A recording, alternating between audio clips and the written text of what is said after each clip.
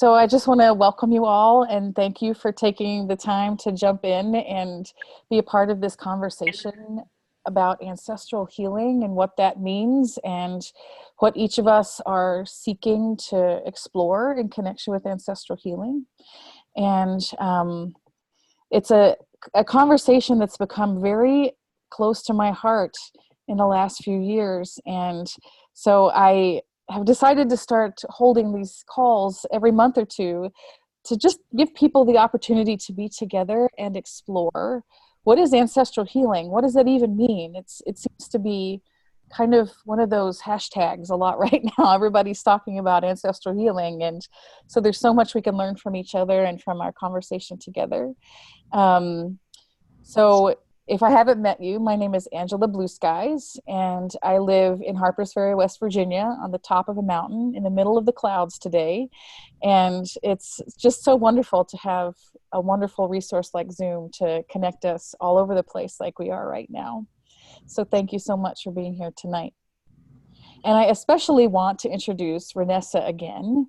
Renessa is a dear sister and friend who is a fellow healer on the path, and we have collaborated on a number of occasions now, and I just have so much respect for her as a sister that's really walking a beautiful way, both in terms of doing the inner spiritual work herself and also really bringing the big questions to the table that we need to contemplate in our culture right now. And so she's been on my mind a lot lately, and we spoke yesterday, and I invited her to join this call to just enrich the topic of ancestral healing, inspired by other conversations that we've had before. And so as we were talking yesterday, it really seemed relevant to go in the direction tonight of cultural healing and what are the connections between cultural healing and personal healing under this umbrella of ancestral healing. So Renessa, why don't you tell us a little bit more about your work and what you do, and then we will jump in. Okay. Thank you so much, Angela. I really appreciate you inviting me. Well, my name is Renessa, and so I'm a healer, and that's kind of weird to say. I'm sort of the channel, but what I do is Reiki, and I do healing with the energy of angels, and I also incorporate aromatherapy in there. And I also like to build community, so this is why Angela has been so gracious and come to my space, which is in Alexandria, a number of times, because I find that there are a lot of people interested in alternative ways of spiritually connecting, but they're sort of like in the closet, you know? So I like to provide a safe space for people to kind of explore. So that's me, and that's what I do. Thank you, Renessa. So I wanted to just start us with an opening prayer so that we're all able to drop out of the busyness of the day and to really be together in a richer way. And then there's some interesting threads that were unfolding in the conversation that Renessa and I had yesterday that I think will be a launching point for some really good conversation tonight. So if you would, let your eyes close if you're safe to do that. If you're driving, let yourself settle in whatever way feels right for you.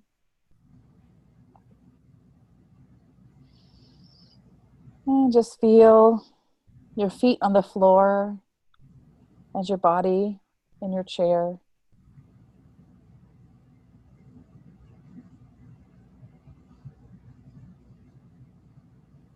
And feel the breath moving through your body.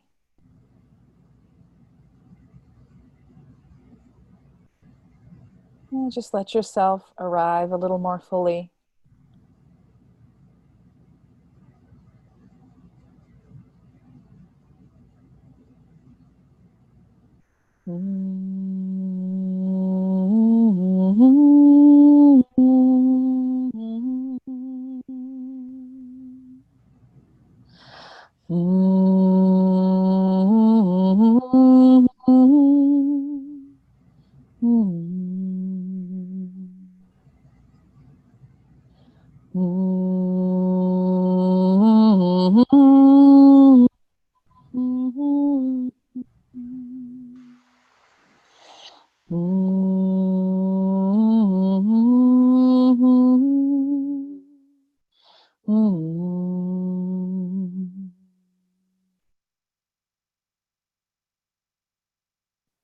Gratitude for this opportunity to come together tonight with my brothers and sisters so that we can join in this deep conversation and this exploration of what does it mean to be in relationship with our ancestors?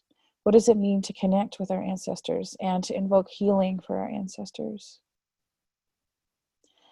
And I want to call the well ones, the wise ones, the elders, the masters, the teachers, the guides, the guardians, and our radiant, well grandmothers and grandfathers, our ancestors.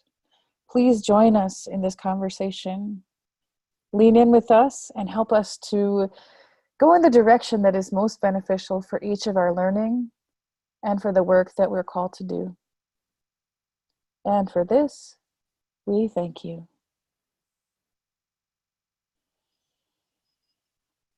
And so when you're ready, you can go ahead and open your eyes.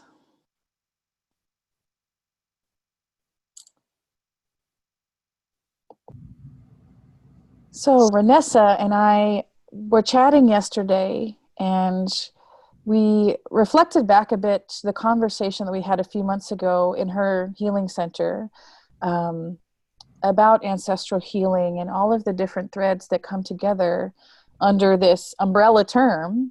And I asked her, what are you really observing in your life and in your work in connection with this? And she shared with me some really rich, potent stuff. And I don't want to say any more. I just want to invite you, Renessa, to share a little of what you were talking to me about yesterday. Okay. Well, what I was saying is that ancestral healing, we think about it as healing the individuals who came before us. But I was also mentioning that there's also, it's complex. Ancestral healing is complex because upon that individual layer, you have the context in which your individual lineage kind of developed. And so I shared with Angela that I went to a class to learn about healing trauma with essential oils. And it was a very experiential workshop. So and essential oils are so powerful for, bringing up memories. And part of this class was dealing with historical trauma. And so the instructors were not American. So, as we're doing this journey into our lineage, I, got triggered. I saw a person getting hung. And it was so jarring. It was horrible. Because, well, you guys know why. It was horrible. And so I kind of raised that, the leader of the class, again, she's really into historical trauma. And she's like, we need to tell these stories. We need to get these stories out. And so I said, you're right, but race is a really touchy subject in the United States. And I said, getting these stories out is awkward, can be awkward for all of us. And I said, the other problem is that it is so painful. The collective ancestral history, being an African American, is so triggering. There's similar to what maybe Jewish people faced in the Holocaust. There's brutality, there's mutilation, there's all kinds of horrible things. And even myself, movies that come out today about slavery, I won't watch them. I can't watch them. Like, what was it, 12 Years a Slave? I was like, that movie is not for me because I already know what happened. So it's just really interesting, the nexus between your ancestors' kind of collective environment and what they passed on to you, and then what you, as their progeny, how do you help heal them in that context when, I'm kind of still living in that context. Definitely not as brutal as what they faced, but there is sort of this threat that I, feel sometimes just being an African American woman. So it just all of those little layers, they sort of make it difficult, make the approach difficult. Thank you so much for sharing about this experience. And I think that it's a super important one to bring to the table because, I think in a lot of holistic healing work, we want to anchor in the light and the beauty and the positive and the peace and all of these things. And that's great because that's the world I think most of us want to co-create together. And one of the big challenges is the shadow work. In order to be able to make real change on a personal level, we have to go into the things that cause us pain in a way that feels safe and supportive, but in a way that allows us to navigate some of those really intense spaces. And whether that's lived personal trauma of abuse or rape or war or whatever, or in ancestral work, starting to step backwards and to start to see, okay, well, what are the things that my parents handed me? What did their parents hand them? And as you go back, it's impossible to approach this kind of work without a really deep sense of what was going on culturally in the places where they were living at the time. And I've seen it in my own work with clients in ancestral healing. Like sometimes people just want to anchor in the beautiful stuff. Sometimes people want to believe their ancestors are good and whole and beautiful and well, and they never did anything crazy or wrong. And I spoke with someone just, I think last month, who had discovered through genealogical research that she had an ancestor who had owned slaves. And she was horrified, like, what do you do with that? Well, these are the things that we haven't talked about enough in our culture that are now allowing the hotbed of chaos that's happening. And so when Renessa brought this conversation up, I was so grateful because I feel like this is a really important conversation that we have as people anchored in spiritual work. This is the shadow work that will really bring healing to us personally. And it's only through doing that our culture will change, because we can fight back and forth with however many sides there are politically, and that's just going to stay chaotic, I think. But when it's possible for us to really go into these things, these cultural wounds and intergenerational trauma, like that's when it gets really rich and things will change. So I'm curious, Renessa, in that conversation with those facilitators, I'm wondering what would have felt more supportive in the moment for you, knowing there were things that were hard to look at. Like, what would have helped you to feel safe and well-resourced to be able to go deeper into that? Well, I'll tell you that, I mean, that was such a complex sort of vision that I had. So I don't know if people experience stuff that jarring. Maybe they do. But so in that context, there were a couple of days. So it was kind of something that we had to like move on quickly. And the facilitators, they weren't American. So, and their approach to healing trauma is, stop being afraid and just get in there, And so when I mentioned, oh my gosh, this is so difficult for me because witnessing what my ancestors went through is just, it's horrible and it's triggering, they kind of didn't get it. And the one of the instructors was like, well, there was rape in my maternal line, as if to sort of say, what are you crying about? Mm. So, and in that moment, especially being the only African American in the room, I kind of was like, I'm sorry for what happened with your grandmother. But for me, this is a really big deal. So I think what's important, I think for any practitioner, but especially someone who's holding space for historical trauma, healing historical trauma, ancestral trauma, is to really create a safe space. And that just happens in trauma, healing trauma, in general. There's a book called The Body Keeps the Score. Mm-hmm.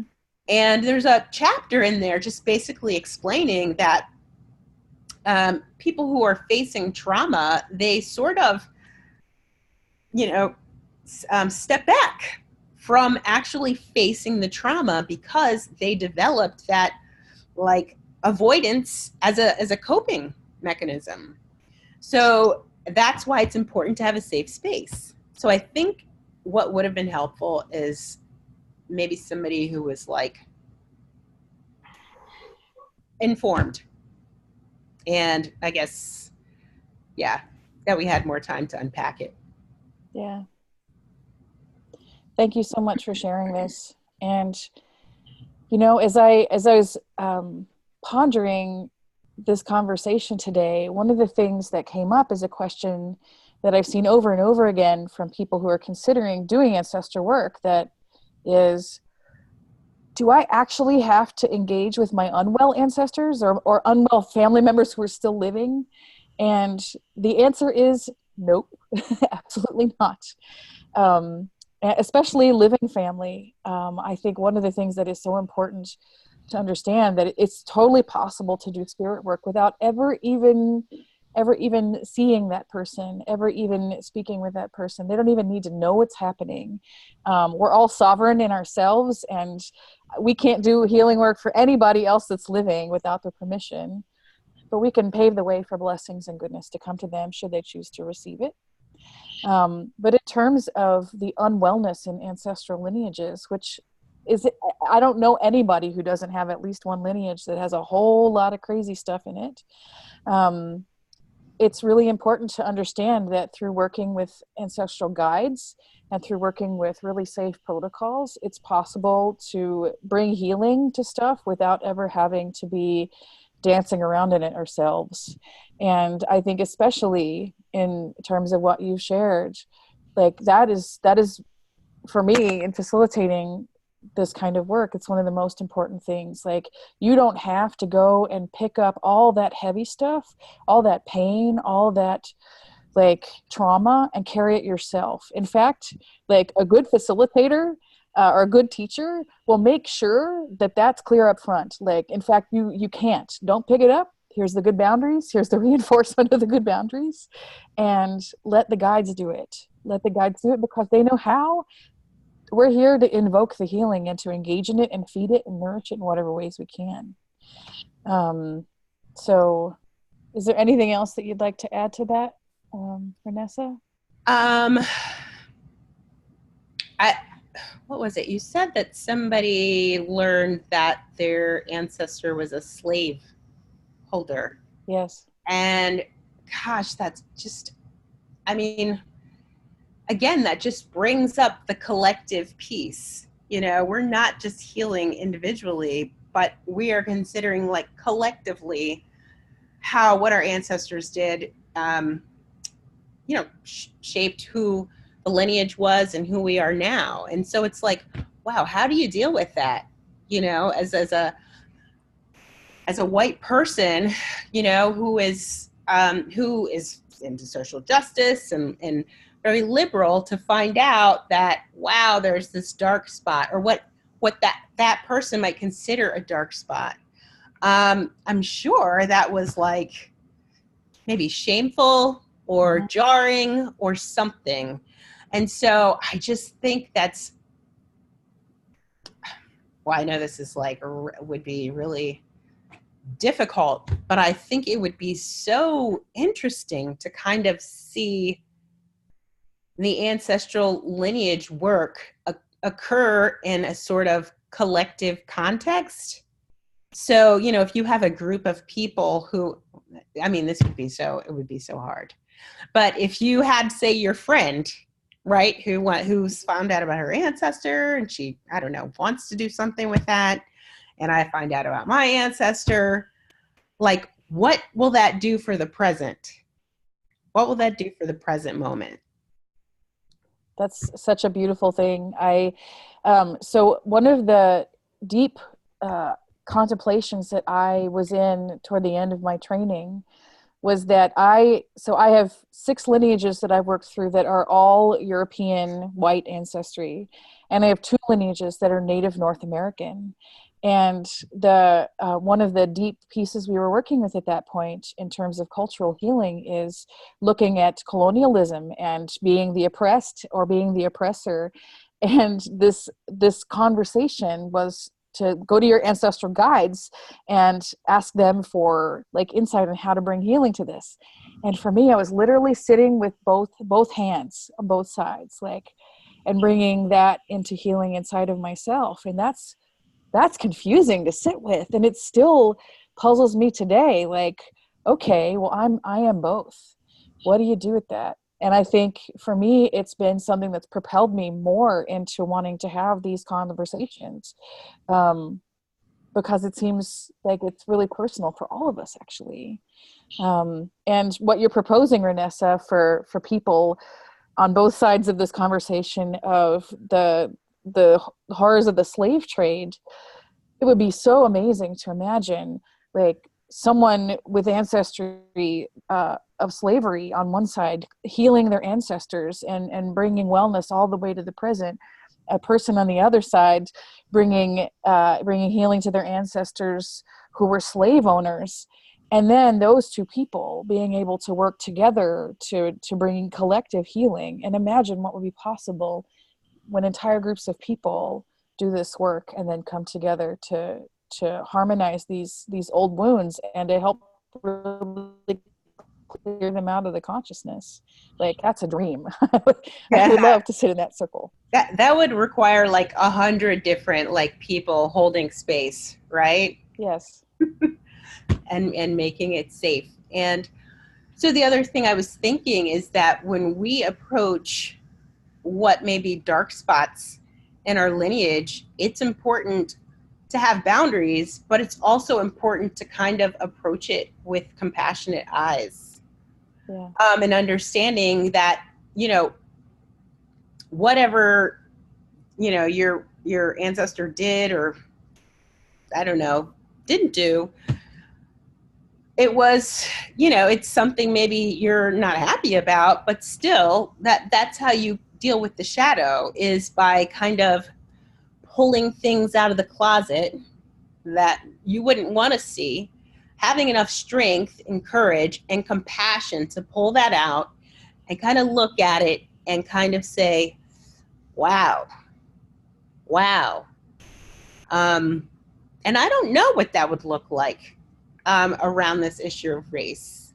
I don't know what that would look like. If I actually spoke to an ancestor who had, witnessed brutality, or I don't know what it would look like. Is it possible for two people to journey together and bring their ancestors together in terms of having them resolve it and I see think it differently? I think that that's ideal, but only once there's wellness, because Hmm. the intergenerational pain that has been handed from one generation to the next on down the line, um, if it's not all cleared first, then fireworks. Then it can literally ignite more misunderstanding and suffering and confusion between the people potentially having a conversation. Um, that's my feeling on it anyway. I know for myself, one of the issues I'm looking at right now is just that I, I think Renessa mentioned, one of you mentioned not wanting to see certain things. I realize that in my current life, I don't want to see that the ugliness, the brutality, the side of being human that is so ugly and brutal. I don't want to see or know, or I totally deny that that exists, part of me. um, and that's something I'm working on right now, what to do with that. I think it's a coping strategy. I think especially for people who have had trauma in their lives, like not wanting to be swallowed in that that's self-preservation. And then, we get to the point, I think we get to the point sometimes where we have a little more strength and it's a little more necessary to go there. So rock on, Priscilla. That's wonderful. Yeah. Yeah, I would agree that there's so much happening that is just so awful right now that I don't want to turn on the news. Like, I don't want to know what's happening. But I feel like at some point I'm going to have to dial back in, right? In order to just kind of be engaged in sort of transforming what I already don't like. So that's a hard question as how to do that, and I think it really does require a lot of strength. And some people are naturally better at that than others, and then some people fatigue. And I think all of that is fine. Like, I think as like, you just go at your own pace. You go at your own pace. You just like take little baby steps. And I think that's how healing trauma works. But if the space is safe enough to unpack, meaning that whoever you're working with is, supporting and nourishing and kind, if you can witness that in the present moment as you're, going back, I think that makes dealing with the past in the present moment, I think it makes it a lot easier. Thank you. Bonita. Yeah, thanks. So in my lineage, I'm like such a mixed bag. I'm Jewish, African American, German, like there were Nazis in my family, Scottish Irish, and of the Scottish, they came over from Scotland having fought against the English and were indentured servants coming to the US, where they ended up working very hard staying here. So we have like DAR family, and those people ended up becoming like wealthy slave owners, through the heritage. So it's all mixed up. And I can tell you, in current generation, getting my mother's side and father's side together when I was a child could show what would be like if you get your ancestors together to talk. It was not pleasant. But when I work with ancestral healing, going through my own line, when I was training for it in Prana Shakti, I saw there's no one person who's all good or all bad.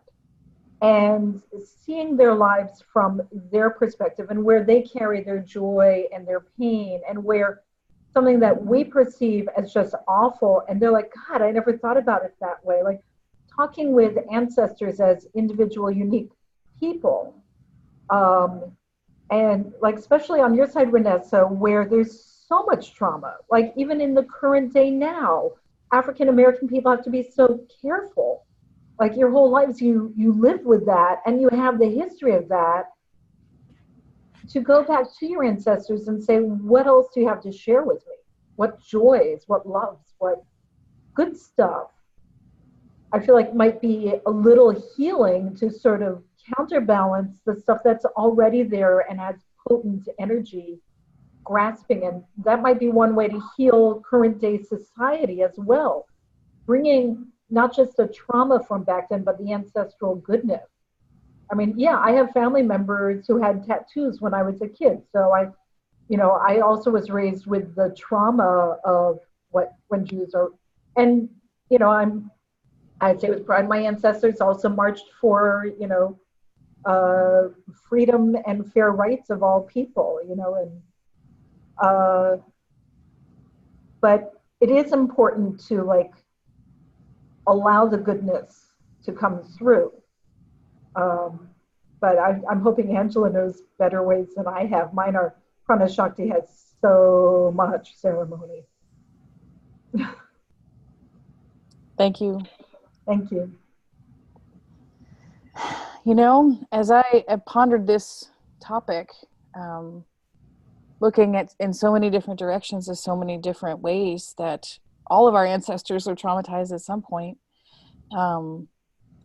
So there was one lineage that I was working with, where the ancestral guide, this is a grandfather line, and the ancestral guide was this nomad, and he didn't even know about concepts like marriage and like living in a house. I mean, this is a very, very old lineage guide, and the wounding in this lineage was connected around being forced out of that nomadic way of life into a agricultural way of life. And that you know, to most of us seems like kind of so normal for the lives that we live now. But in that lineage, that was a major trauma, and it led down the line to alcoholism and abusiveness and disloyalty and abandoning, like men abandoning their families, all of these things. And now we judge as like, oh yeah, these are really terrible things. And so as I sat with that lineage, I learned a lot just by seeing how different their ways of life were throughout different segments of history. And when it was time for those men to sit in circle together, all those ancestors, and to do their healing, they told me to leave. They were like, we're done now, or done with you at least. You have to go. This is not your business. There are things that have happened in this line that you will never need to know. You can't look at it. We're not going to tell you, not going to show you. You're done. And I was like, whoa, what about the interesting part of going the line and exploring the nuance of what is the wounding? How did it unfold? And they're like, you've seen all you get to see now, and we're going to work on this ourselves. And so I accepted that. And my mission that they gave me was to just check back in and see where things were, and they would say yes or no.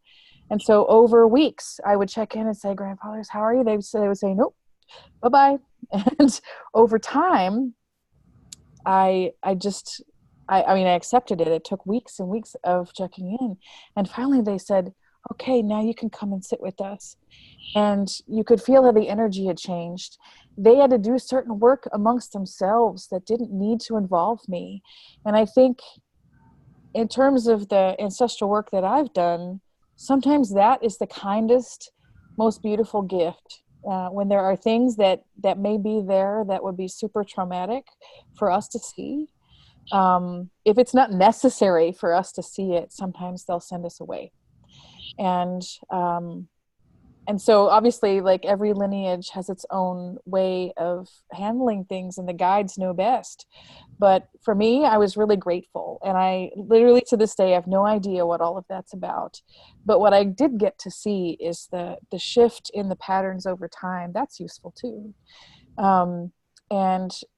And seeing those threads in me, like the part of me that's like Bonita, that's like loves to travel and wander and be in different places and learn and share. That is a gift from that lineage. So that's what I needed to receive from it. And I think that's a message that I've gotten in a lot of different modalities of healing. That sometimes it's necessary to go into the stuff, the shadow and the stories of it and the kinds of pain and all of, and sometimes it's just wallowing around in the mess and it doesn't serve anything. And I think the discretion is something that we grow over time, and hopefully we have good human teachers and spirit teachers and other being teachers that can help us to see like what is necessary to go into and what is not. Yeah, as I learned Reiki, my teacher was also a shamanic practitioner. And, you know, her philosophy was, we want to move through it. You know, we don't want to get stuck, and we don't want to like focus on like too much on the story. Like, it's maybe, you know, the little blips. But the goal in healing is to kind of acknowledge it, see it, sort of, I guess, endure whatever you see or bring light to whatever you see, and then to move on. And that's the process of transformation. That's the process of healing. So I agree that, some things you just, you don't need to like wallow in. And hopefully our guides, our ancestors know what we can handle and will show us what we can handle and will show us what's wise and show us what they need in order for us to help them do their healing. Well, I think, figuring out where there's something that you have the responsibility or the ability to actually help with the transformation. I know I had one, not sure if it's past life or ancestral experience, where the prior me and family were brutally killed. But what was needed was to go back and honor that death and provide a burial and provide an opportunity to transition. And so it wasn't to wallow in what actually happened, but it was to move forward from that point to something better. I think that's so beautiful. I've talked with a number of people now who have been called to do some kind of ritual like that when something happened that wasn't right. And I have one person in my circle right now whose ancestors have given her a series of rituals to do. And I'm actually hoping that she will come on a future call and share with us. The rituals are meant to kind of make reparations for the things that happened in the past that weren't acknowledged fully or weren't understood fully. And it's like, you don't have to dig around in it, but here's a practice that you can engage. Or I think she even made like a little ancestral house in her garden, like just something small, so that it's like a burial shrine for all of those that didn't receive an appropriate honoring at the end of their life. What a beautiful thing to be able to go to her garden and make offerings there, and to just, when she's tending the garden, to be able to, like also be talking to her ancestors. And I think there's so many beautiful rituals that we can be inspired to do to do that kind of honoring work. And a little bit later in the call before we close, that is inspiring a meditation that we can do together. But I'm also feeling like I want to just open up space for others to share. And first I'll open it up to people who are on video. And then I'll come to each of the people who are on their phones to see if there's anything you'd like to ask or share. Charles? I had this notion that's come up lately that, of course, we need to grieve about a person's death. But there's this culture of, especially when it comes to celebrities that die, and like, it's such a tragedy. And I feel like perhaps we can look at it as a need to celebrate the person's life, and to celebrate that they're going on to the bardo, that they can have possibilities that are limitless. They can choose to stay in between lives. They can choose who their next parents are going to be. They can choose what their next lessons will be. And sure, I want people to grieve. We miss them deeply, but there's also the limitless possibilities. Absolutely. I think too, like, one of the things that I notice as we revere celebrities that dies, they're icons, they symbolize something in our culture perhaps. But I think in general, as a culture, we don't have rich and meaningful death rituals, and we don't actually know how to grieve. Like, one of my absolute favorite authors is Martin Prechtel. And I remember hearing a talk that he gave once. Somebody gave me a recording of, and he was talking about like in the Mayan culture, when somebody has died, like you're not really in grieving until you've torn out a fistful of hair and your clothes are torn, because the tears are what fuel the boat that goes across the ocean to the other side. And if there's not enough tears, then the boat doesn't make it all the way, and the dead basically don't become ancestralized or move on out of this realm. And then, oh, the stories, like the interesting belief systems that we have around the world, what happens then. So yeah, really interesting and important point, Charles. Thank you for bringing that up. And I think for anybody, I'm sorry, just really quickly, I think for anyone who is just witnessing horrible things in their family's lineage, like my mother just passed away, and she treated me so awful. But we had a great 2 years before she passed. But once she passed, I like looked at her life, and I looked at how much pain she had endured, and the fact that she like was still here, that she was still resilient. So I think it's also, once we can get past the shock, we can also just like appreciate, I guess, the good qualities that come out of the shadow, Thank you. So, Jason. Jason, Hi, I just unmuted you. Thank you. Yeah, it's good to be here with you guys today.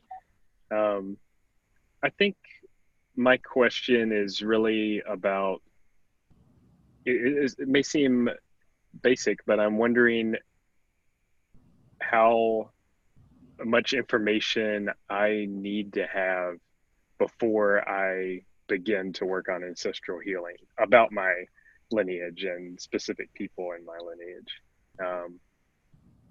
I'll just leave it at that. If you need more detail, just let me know. I think that's an awesome and super common question that people bring to this work. In the way that I approach this work, you need to know very little. It's good to know the names of your parents. If you can know the names of your maternal and paternal grandparents, that's also good. And I've worked with people who don't have that information, people who are adopted. And it's because this is energetic work and spirit work, it's possible to connect directly to the thread of that without having a whole lot of details. But with that said, I started doing genealogical research in tandem with doing ancestral healing work. And it was fascinating when there was crossover, to be able to see what I was doing the spirit work first, I will say, and to be able to see some confirmation of things that I was picking up in the spirit work, coming through, and like, oh, that's where these people were from, or oh, that particular feeling that I have is maybe connected to a time where people were immigrating, or people were being like pushed around on land, or choosing to move around on land even. So I guess the answer is, if you don't have a lot of information, you don't have to. Anybody else have anything you'd like to add? Renessa, do you have any thoughts on that for yourself? I think you said it all. Thank you, Jason. Thank you. And Ashley, I'm unmuting you now. Hey. Actually, just listening. Okay. I didn't have I was wondering about actually, they said, I don't know if this is related, but like DNA healing, I was told that could be done through, like you start with yourself and that in turn can heal, upwards through the line. I wasn't exactly sure the details of that, but I was just kind of wondering a little bit about if that is a thing. I would say absolutely it's a thing. We are literally the living face of the lineage, not only in terms of spirit, but in terms of biology, in terms of like the very essence of what we are, like walking around and speaking and learning and everything. And so like one of the closing steps in the approach that I practice is to actually pull the well energy down the entire lineage and amplify that in order to heal your own DNA. Because even though you heal the line, the guide says, okay, it's good, we've still been walking around in the world for our whole lives carrying the heaviness and the burdens of those lineages anyway. So I would say absolutely, like, it's possible to engage in the DNA. And I don't know of the approach that you're referring to. It sounds really interesting. But the spiral of the DNA, I mean, I guess how I see it in the work that I do now is it's literally like a link all the way back to where we're from. And I literally see it like a braid almost. Like each of us is a living expression of all of the lineages that have created us, braided together into the beauty that each of us are. So why can't that work backward and forward? I see no reason why it wouldn't. Thank you. Thank you, Ashley. Chris, do you have anything that you want to ask or bring to the conversation? I've always been curious. Aren't we, have we been our own ancestors in our past lives? I love this question. I guess it was about this time last year, I was working with someone who discovered that very thing. The guide that she was working with had been her best friend in other lifetimes, and they promised each other so many lives ago that they would continue to incarnate in each other's lines as living connections, or alternating back and forth. And so the ancestral guide on one of her lines came through and said, do you remember this time now? And it was super potent for her to have that memory. So yeah, absolutely. I haven't had that experience in my lineages, but I have no idea. It could be true. Thank you. Yeah, awesome. Because, I'm not sure if you're familiar with the Hawaiian Ho'oponopono. Oh yes, absolutely. Yeah, because they deal also with the forgiveness of ancestors. That's beautiful. Mm-hmm. Yeah, I think that prayer is one of the most potent ones for the times we're living in now. Yes, and it really works for me anyway. That's beautiful. Oh, I'm sharing it with the rest of the group. That's great. And I will send out an email to everyone probably tomorrow, and I will include the Ho'oponopono prayer in that for anyone who isn't already familiar with it. Thank you so much for bringing that to our call. That's always beautiful to continue sharing. You're welcome. Thank you, Chris. Mm-hmm. Adam. Hi. Hi. Anything you want to bring to the call? Maybe a question around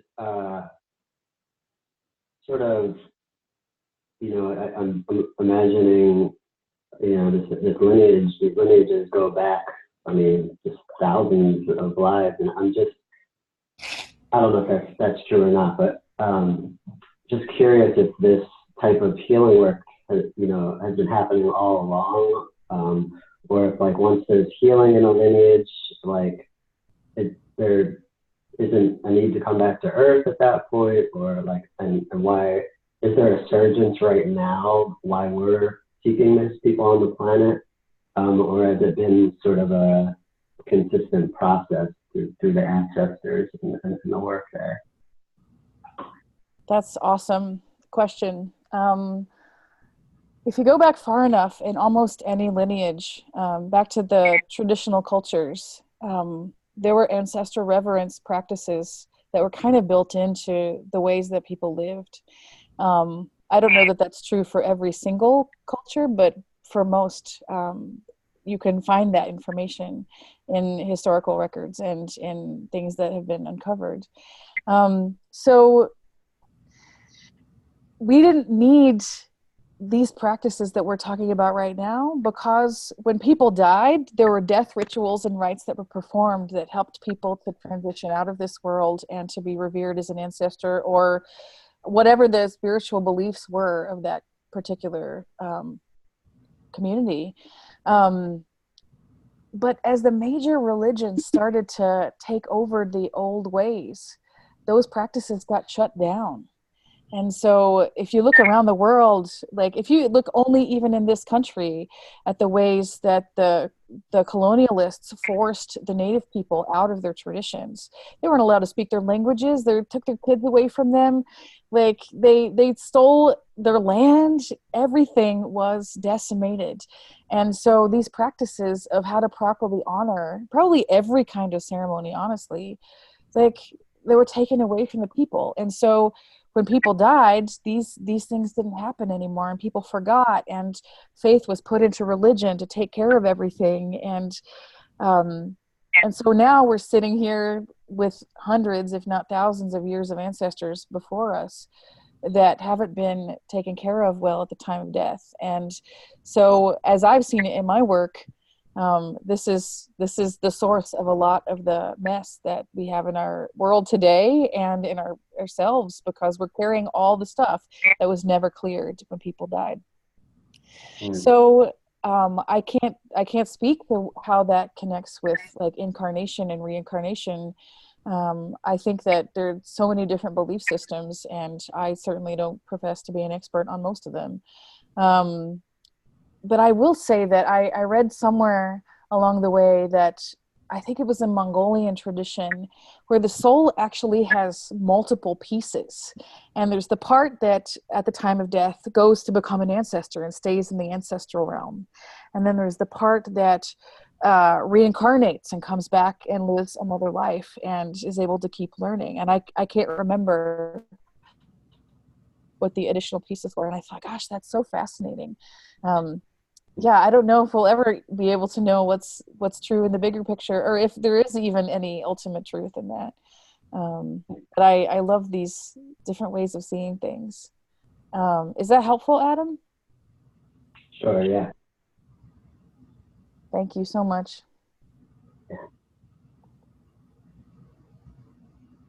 And there's a 410 number. I'm not sure who's with us here.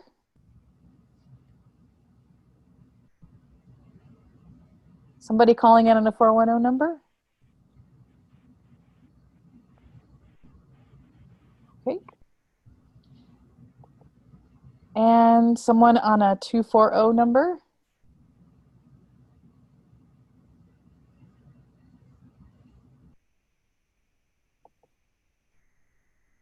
Someone on a 240 number here? Hi, hello. Hi, who's this? Hi, my name is Crystal. Hi, Crystal. Do you have any questions that you'd like to bring to the conversation? Hi, yes. First I'd like to say this is my first time on the call with everyone. And say hey. And I actually just got on not too long ago, so I caught the tail end. And I just wanted to know what was the overall topic and everything that you all are talking about. I saw it in my email, and I just wanted to get on because I haven't been able to meet up with anyone or get on the call. And I've been on the newsletter for actually it's been a few years now. Well, I'm glad that you're here tonight.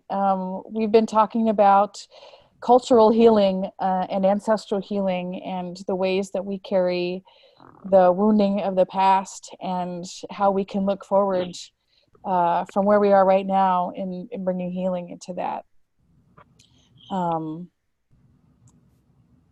Do you have any questions that you'd like to bring about ancestors or ancestral healing? I don't have any questions at the moment, but it was nice just to catch the end. Beautiful. And I appreciate you all. And I hope to catch the next call or a next Beautiful. event, hopefully. Well, I'm glad you could be here, and we are happy to have you and can't wait to continue connecting. Thank you.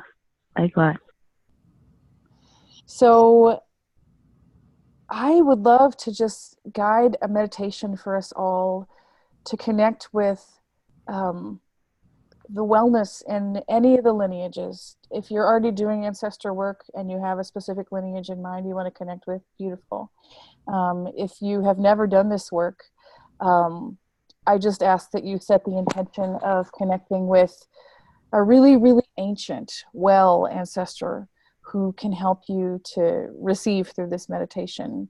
So go ahead and let yourself settle into your space and close your eyes.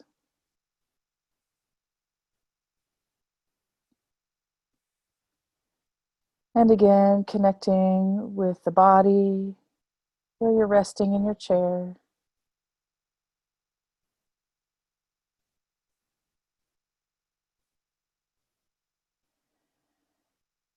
And connecting with the breath.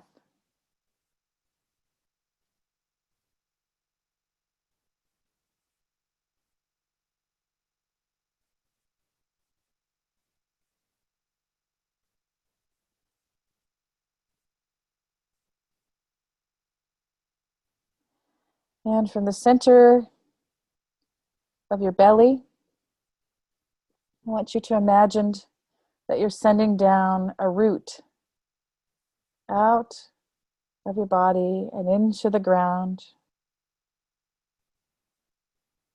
And the root is extending down really deep into the earth to hold you steady.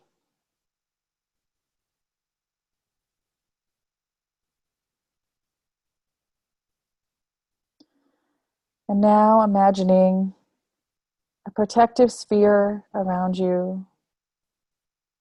And this sphere can be of a light of any color that you like. And it extends out 3 feet in every direction, offering you a layer of protection.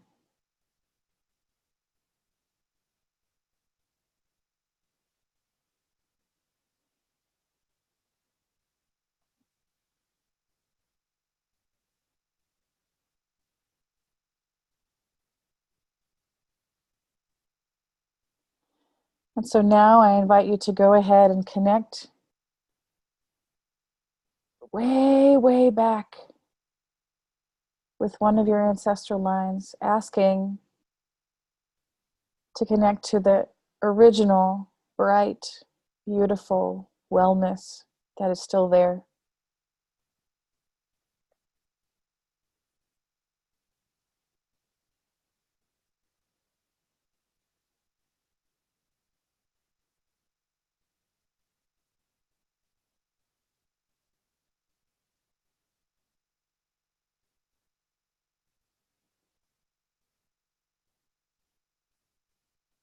And when you feel that connection, really just drink it in like sunlight. And if you're not able to feel the connection, just visualize it bathing you like the sun.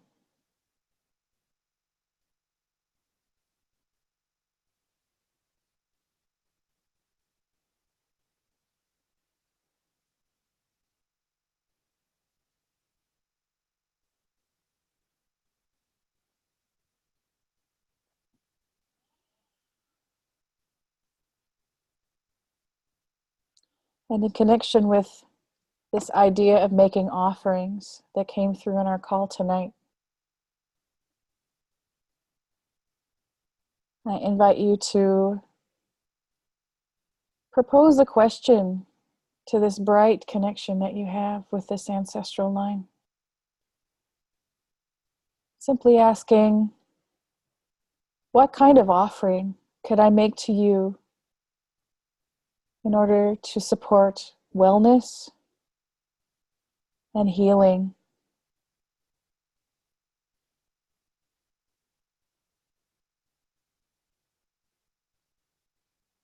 It could be an object, or it could be a kind of practice that you're asked to do. or some kind of small ritual.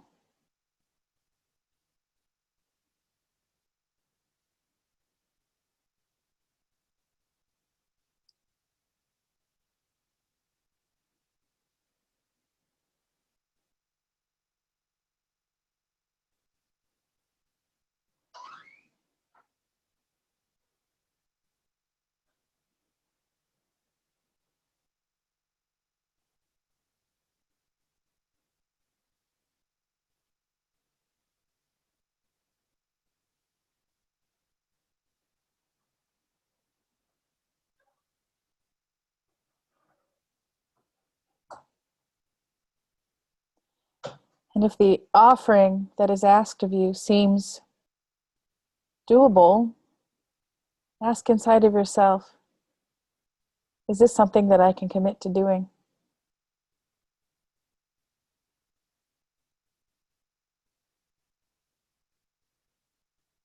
The offering seems somehow way too much or way too big. You can always ask for something a little simpler.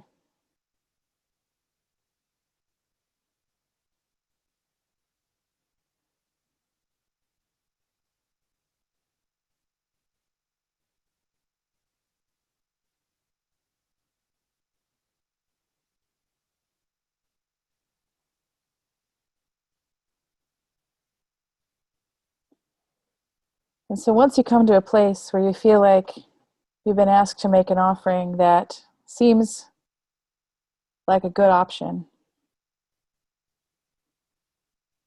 just offer your gratitude to the guide.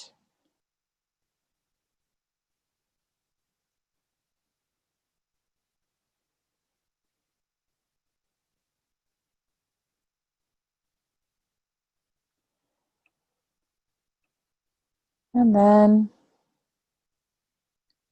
you can go ahead and pull the root back up out of the ground, taking it back into your belly.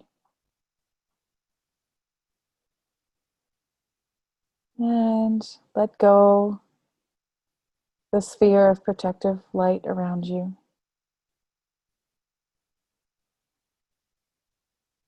And bring yourself back into your space.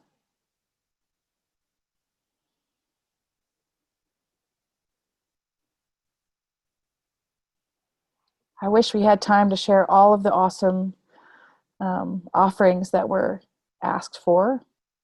And I hope you'll email it to me later, because I do really, really want to know. What a beautiful image, Charles. That's amazing. So as we're approaching the end of our call, I just want to thank each of you for being with us tonight. I hope this has been an insightful and meaningful conversation for you, and hopefully you receive something that will support you in continuing to explore ancestors and ancestral healing in whatever way you're called. And so I'm going to stop our video now.